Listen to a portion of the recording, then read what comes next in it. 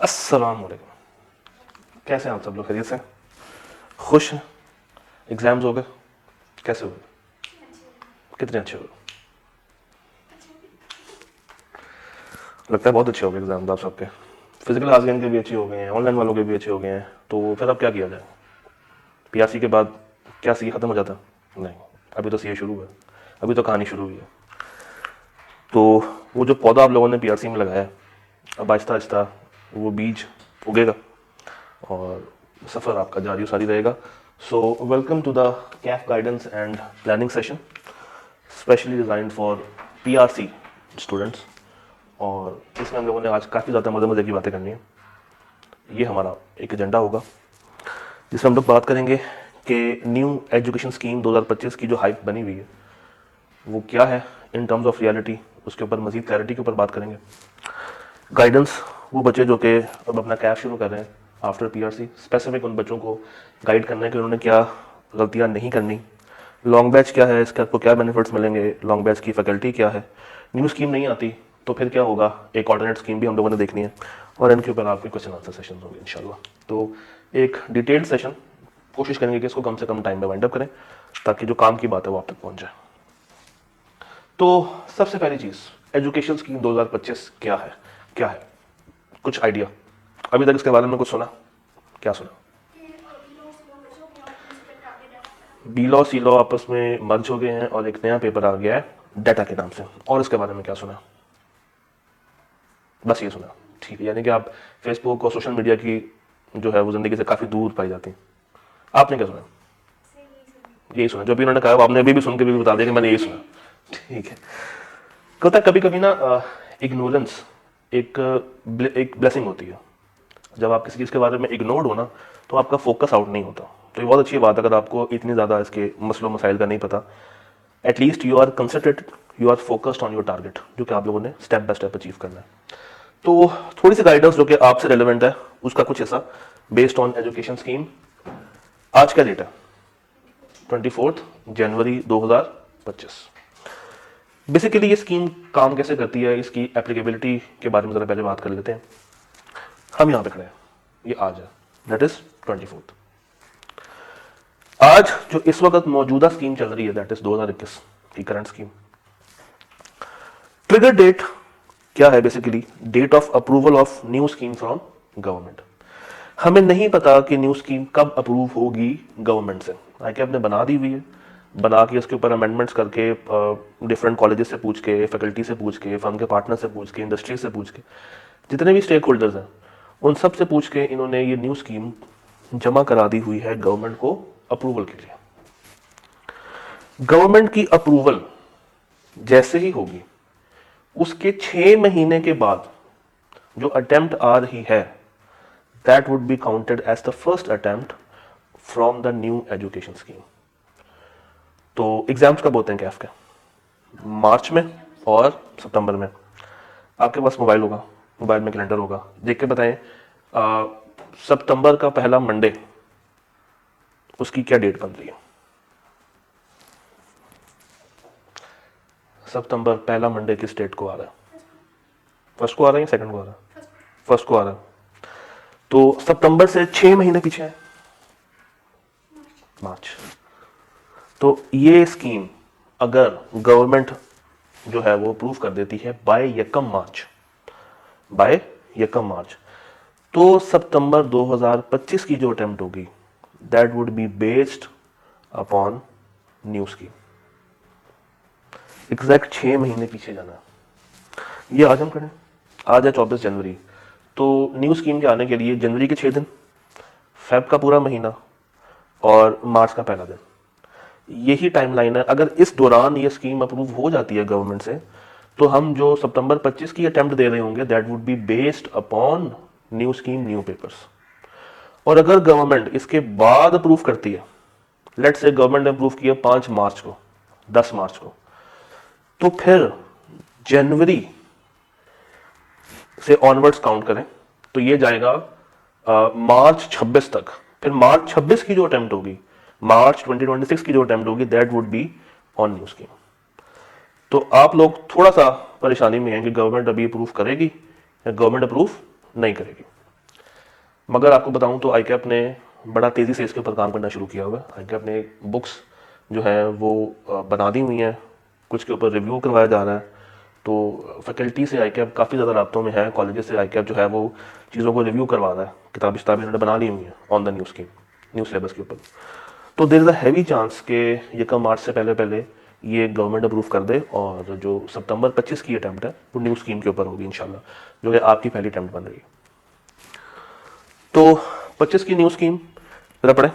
It should be applied on or before यकम March, otherwise scheme 21 will be applicable for CAF. और फिर new scheme के लिए आप लोग एलिजिबल होंगे 2026 की मार्च अटैम्प्ट में। यहां तक कितनी बात समझ आती है? यहां तक क्लियर है? तो अभी बेसिकली चूंकि ICAP काफी ज्यादा सेशंस इसके ऊपर कर रहा है और वी आर तकरीबन 99% श्योर कि न्यू स्कीम आ जाएगी, तो हमारी जितनी भी प्लानिंग होगी, प्राइमरी प्लानिंग हम लोग करेंगे न्यू स्कीम के ऊपर। मगर वीजा विज मैं आपको गाइड करता जाऊंगा कि अगर स्कीम नहीं आती तो फिर आपको क्या करना चाहिए, ताकि वो दोनों एंगल्स आपके पास हर वक्त कवर्ड रहे। जरा बात कर लेते हैं न्यू स्कीम के पेपर्स के ऊपर। अभी आपका टारगेट CFAP तो नहीं होगा, लास्ट पेपर जो केस स्टडी का है वो भी नहीं होगा, PRC से आप लोग आ चुके हैं। तो basically it would be group A and group B।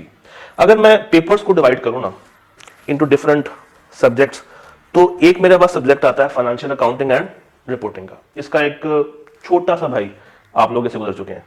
Paper का नाम क्या था? PRC 4 introduction to accounting. उसके दो बड़े भाई हैं, एक दरमियाना FAR 1 और एक उससे बड़ा FAR 2, यानी कि कैफ 1 कैफ 6। मैनेजमेंट अकाउंटिंग आप लोगों ने बचपन में QM पढ़ी, QM को अगर हम थोड़ा सा एडवांस करते हैं और उसमें कुछ कॉन्सेप्ट्स को अगर हम ऐड करते हैं, ये बन जाती है मैनेजमेंट अकाउंटिंग। कौन सी अकाउंटिंग? मैनेजमेंट अकाउंटिंग, जिसका पुराना नाम है कॉस्ट एंड मैनेजमेंट अकाउंटिंग।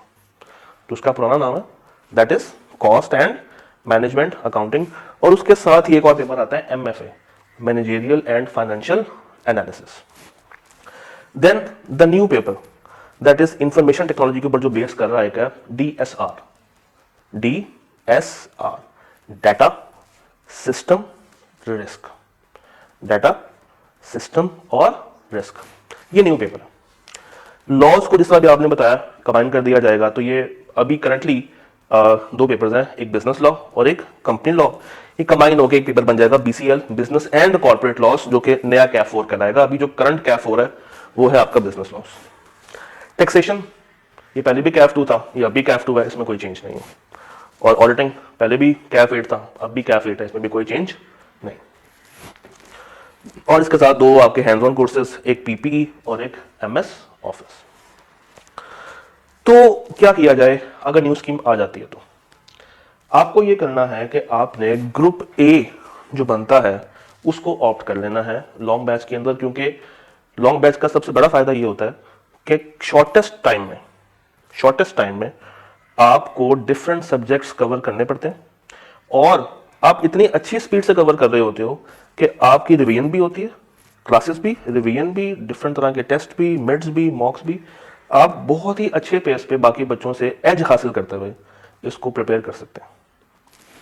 और आपको पता है कि इस सेशन के अंदर रमज़ान भी है, ईद भी है, छोटी ईद भी और बड़ी ईद भी आएगी। तो long batch would be highly beneficial for every student जो कि PRC से कैफ के अंदर एंटर हो रहा है इस दफा। तो मेरे पास ग्रुप A में 4 पेपर हैं। कौन से? FAR 1, टैक्सेशन, और एक new paper data system and risk, और एक वो पेपर जिसको हमने कंबाइन कर दिया, ICAP ने कंबाइन कर दिया है, that is business and corporate law. अभी ग्रुप B में क्या है मैं उसमें नहीं जा रहा, ठीक। तो कुछ सवाल जो कि अक्सर बच्चों के माइंड में होते हैं, पहले मैं उनको आंसर कर देता हूं। Candidates can appear in a maximum of 4 papers. ICAP कहता है कि 4 पेपर्स आप मैक्सिमम उठा सकते हैं, उससे ज्यादा आप ऑप्ट नहीं कर सकते। Exams are held on every first week of March, which is called spring attempt, and first week of September, which is called autumn attempt. और आपके केस में जो अटेम्प्ट बनेगी वो स्प्रिंग नहीं ऑटम है, ऑटम बनेगी। पेपर जो आएगा वो 100 मार्क्स का आएगा, जिसमें 3 आवर्स का टाइम होगा राइटिंग का, और शुरू में आपको 15 मिनट ICAP देता है कि आप क्वेश्चन पेपर को रीड कर सके। उस टाइम पे आप लिख नहीं सकते कुछ, आपको शीट्स नहीं दी जाती, जस्ट आप क्वेश्चन को गो थ्रू कर रहे होते हैं। और पासिंग मार्क्स कितने होते हैं? 50। अच्छा जी, candidates registered for the CAF stage will have a maximum of 5 years from the date of first attempt of CAF to pass the requisite examination. यानी कि 5 साल हैं कैफ को क्लियर करने के लिए। कितने साल? और हर साल में 2 अटेम्प्ट, तो कितने अटेम्प्ट बन गए? 10 अटेम्प्ट। अगर इतने टाइम पीरियड में भी कैफ के पेपर पास नहीं हो रहे हैं, कैफ पास नहीं हो रहा, तो फिर बच्चों को डिस्क्वालीफाई करने का जो हक आईकैप रखता है वो सही हक रखता है, क्योंकि आप कितना अपनी लाइफ को उसमें वेस्ट करेंगे। ऑलरेडी 5 साल आप अगर लगा चुके हैं और अगर नहीं पास कर पा रहे हैं तो इट मीन्स कि ये इशारा है कि आप अपने आप को साइड लाइन करेंगे। हाँ, इसमें एक एक्सेप्शन है। Candidates with no more than 2 CAF papers remaining will be granted an additional year to pass the remaining papers. कहना ये चाह रहे हैं कि अगर एक बच्चा 5 सालों में 8 में से 6 पेपर पास कर जाता है, 2 रह जाते हैं, तो हम उसको एक एडिशनल साल दे देंगे, यानी कि एडिशनल 2 अटेम्प्ट्स दे देंगे, जिसमें अगर वो पास करना चाहे तो पास कर ले। तो ये 5+1, 5 तो सबको है। और अगर 5 साल में किसी के सारे पेपर पास नहीं हुए मगर 6 तक पास हो गए हैं, 2 रह गए हैं या 1 पेपर रह गया, तो उसको हम एक एडिशनल साल दे सकते हैं, एक मार्जिन मिल सकता है। अदरवाइज ये मार्जिन उस बच्चे के लिए नहीं होगा जिसके 3 पेपर पास हुए हैं, 4 पास हुए हैं या 5 पास हुए हैं। एटलीस्ट कितने पास होने चाहिए? 6, तब जाके आपको 1 साल का मार्जिन दिया जा सकता है। मैं जरा पीछे वापस आऊंगा इस टाइमलाइन के ऊपर। देखें, अभी चूंकि एक एम्बिग्विटी पाई जा रही है कि न्यू स्कीम में आना है या नहीं आना, तो अगर मैं ग्रुप ए की बात करूं, मौजूदा जो 2021 की स्कीम है उसका ग्रुप ए अगर मैं देखूं तो हमारे पास 4 पेपर्स हैं। सबसे पहला जो कैफ 1 है, FAR1, कैफ 2 है टैक्स, मौजूदा जो कैफ 3 है दैट इज कॉस्ट, और जो कैफ 4 है दैट इज बिजनेस लॉस। और अगर मैं न्यू स्कीम पे आऊं तो कैफ 1 ही है, कैफ 2 ही है, कैफ 3 जो अभी कॉस्ट एंड मैनेजमेंट अकाउंटिंग है वो ग्रुप ए से निकल के ग्रुप बी में आ गया है with the name management accounting, और सब्जेक्ट कोड भी चेंज हो गया। पहले कैफ 3 है और अब क्या है? कैफ 5। कैफ 4 अभी मौजूदा जो 21 की स्कीम में है दैट इज बिजनेस लॉस, और कैफ 7 है कंपनी लॉ, और न्यू स्कीम में ये कंबाइन होकर कैफ 4 बन जाएगा। तो अभी हाल में हमें क्या करना चाहिए? देखिए, बीइंग इंस्टीट्यूट हम लोग हमेशा आपके अच्छाई को फोकस करेंगे, जिसमें आपका फायदा है उस चीज़ को लेकर चलेंगे।